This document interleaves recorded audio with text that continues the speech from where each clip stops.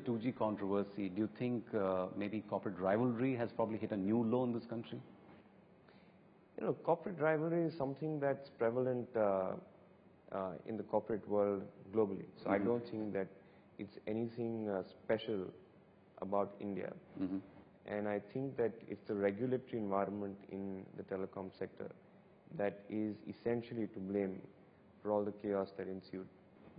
But we are likely to see such problems with any natural resource which is finite and where the government is essentially the arbitrator on who shall get those resources. For example, mines, iron ore mines or coal blocks or even energy.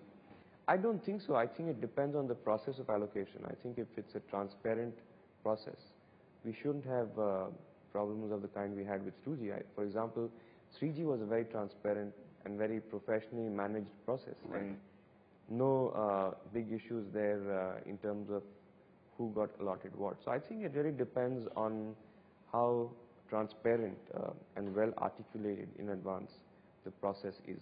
But do you worry that governance probably in this country isn't up to scratch and there is no transparency as such in a lot of key decision making? Does it worry you as an Indian businessman, as an industry leader? Well, very clearly we have a governance issue at hand as a country. That's, I think, very apparent.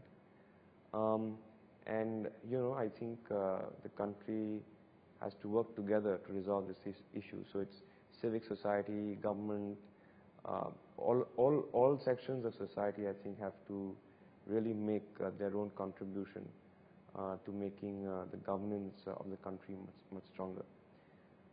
I think that one hopes that through all of this crisis, what will come out in terms of the silver lining will be a stronger governance and more transparent governance for India. But would you want to continue investing in India, even if, let's say, the environment outside of India is much more conducive to investment?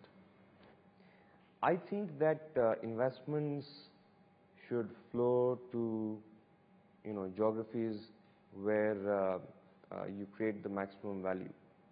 So it depends from business to business. I don't have a view that we must invest in India. Just given the spread of our businesses, I think several of them will require very large investments outside of India. So I don't think that geography is really that much of a concern. Mr. Birla, how do you look at your own evolution since you took over the group? How would you say you're a different person than you were when you took over? Well, I think hopefully I've learned a lot. But it's been a very interesting experience, and I feel that I learn every day from all the people I work with. I'm very privileged to have some very smart people, very independent-minded people with me. And, you know, each day is a new day and a new learning experience.